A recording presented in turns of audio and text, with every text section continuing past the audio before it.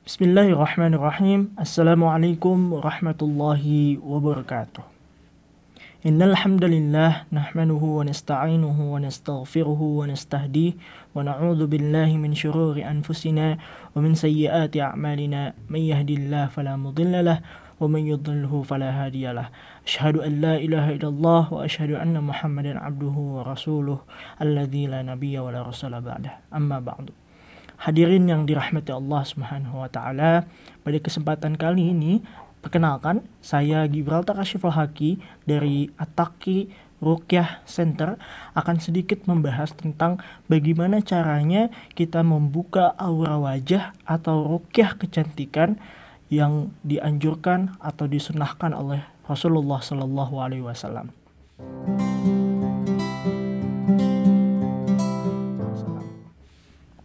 Hadirin yang berbahagia, Rasulullah Shallallahu Alaihi Wasallam memberikan teladan doa untuk bagaimana kita meminta cahaya dalam kehidupan kita sehari-hari.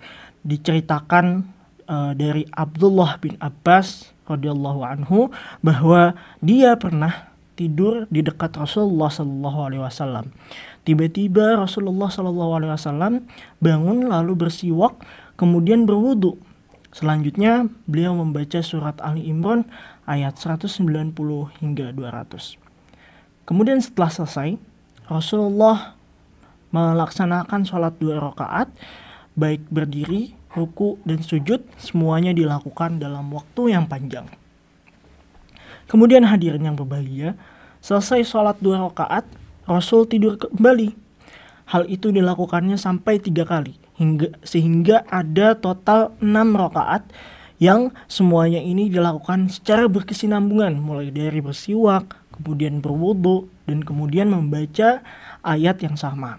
Setelah itu Rasulullah menunaikan salat witir 3 rakaat, kemudian seusai azan dikumandangkan oleh muazin, keluarlah Rasulullah Shallallahu Alaihi Wasallam untuk melaksanakan atau menunaikan salat subuh.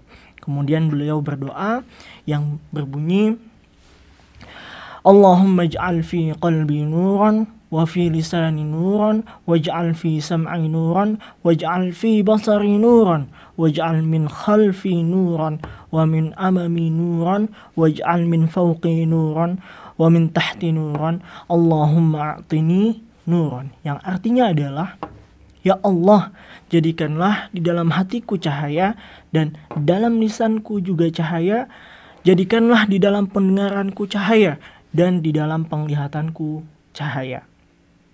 Jadikanlah di belakangku cahaya dan di depanku cahaya, jadikanlah di atasku cahaya dan di belakangku juga cahaya. Ya Allah, berilah aku cahaya. Hadis riwayat Bukhari Muslim. Hadirin yang berbahagia yang dirahmati Allah Subhanahu wa taala, dalam doa tersebut jelas sekali bahwa yang pertama disebut oleh Rasulullah adalah hati. Hati yang bercahaya, yang letaknya ada di dalam atau berada di bagian pusat tubuh manusia, adalah hati yang bersinar dan memberi efek terang pada seluruh tubuh. Dalam doanya Rasulullah juga menyebutkan lisan, pendengaran, penglihatan, belakang, depan, atas, dan bawah agar semuanya bercahaya. Intinya kita menjadi manusia yang benar-benar bercahaya, harapan. Kemudian manusia yang hatinya bercahaya akan merasakan luas dan lapang di dalam dadanya. Rasulullah Shallallahu Alaihi Wasallam bersabda, sebagaimana yang diriwayatkan oleh At-Tirmizi, Rasulullah bersabda, ketika cahaya telah masuk di dalam hati, maka hati itu akan menjadi luas dan lapang. Para sahabat kemudian bertanya, apa tandanya ya Rasulullah? Beliau menjawab, al-inabah ila darul khulud wa at-tajafa'an dar al-ghurur wa al-isti'dad lil maut qabla nuzul. Hadis riwayat At-Tirmizi, yakni kembali ke negeri keabadian atau akhirat, menjauh dari negeri ketertipuan atau dunia, dan bersiap-siap menjemput kematian sebelum datang kematian itu.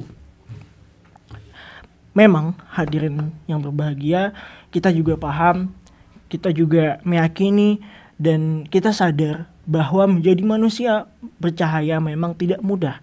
Selain harus membersihkan hati dari segala kotorannya, setiap panca indera juga harus digunakan dengan cara yang baik, yaitu dengan menghiasi tubuh dengan segala bentuk tutur kata dan perilaku yang baik.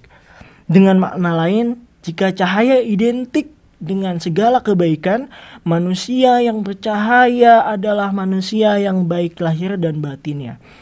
Keduanya memancarkan cahaya kebaikan yang memberikan petunjuk bagi manusia lainnya keluar dari segala kesesatan. Kemudian juga dia bisa menjadi panutan bagi manusia lain yang ingin keluar dari kegelapan dan kesesatan. Nah, hadirin yang berbahagia, ternyata ada kebalikan dari cahaya. Kebaikan dari cahaya itu adalah gelap atau kegelapan yang identik dengan kejelekan, kejahatan, dan kesesatan. Manusia yang tidak memiliki atau kehilangan cahaya akan hidup dalam kegelapan karena jauh dari kebaikan, jauh dari kebenaran, jauh dari iman, jauh dari sifat dan perilaku yang baik. Ia tidak mampu memberikan petunjuk dan tentu tidak dapat dijadikan panutan atau pemimpin. Demikian hadirin yang berbahagia, penonton setia dari At-Taqi Ruqyah Center. Untuk mendapatkan materi-materi berikutnya, silahkan tonton terus video di YouTube channel At-Taqi Ruqyah Center untuk mendapatkan manfaat-manfaat dan juga ilmu tentang ruqyah yang sesuai dengan anjuran Rasulullah SAW. Wallahu a'lam bishawab. Subhanakallahumma wa bihamdika asyhadu an la ilaha illa anta astaghfiruka wa atubu ilaik. Kurang lebihnya mohon maaf. Assalamualaikum warahmatullahi wabarakatuh.